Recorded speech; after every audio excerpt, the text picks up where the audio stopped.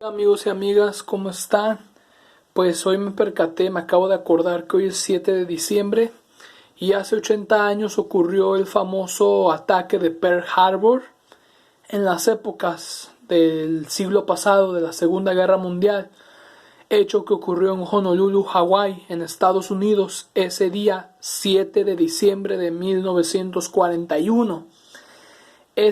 Finales de ese mismo año y casi principios del año 1942 fue cuando el país de Estados Unidos, mi país de corazón, puedo decir yo, entró a la Segunda Guerra Mundial, ya que los de Japón, en aquel entonces, si no mal me equivoco, declararon la guerra al país de Estados Unidos.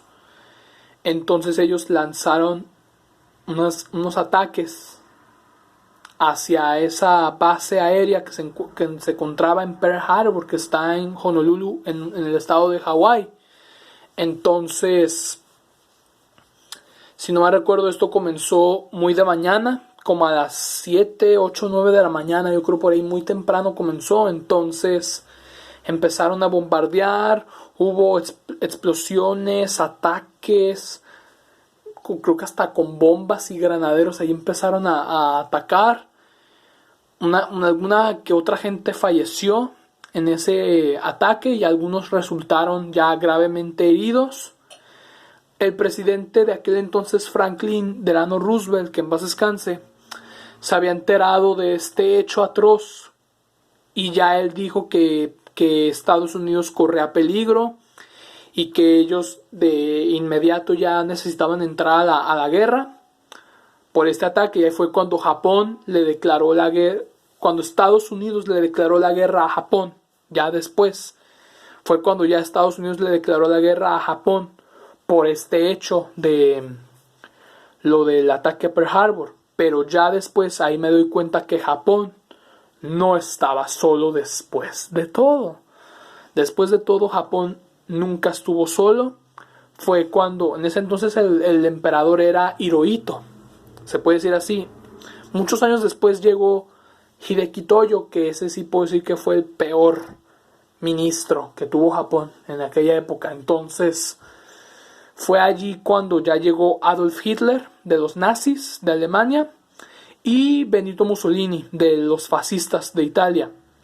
Alemania y Italia apoyaban rotundamente a Japón y fue cuando esos dos países se enfrentaron contra Estados Unidos y ya les declaró la guerra.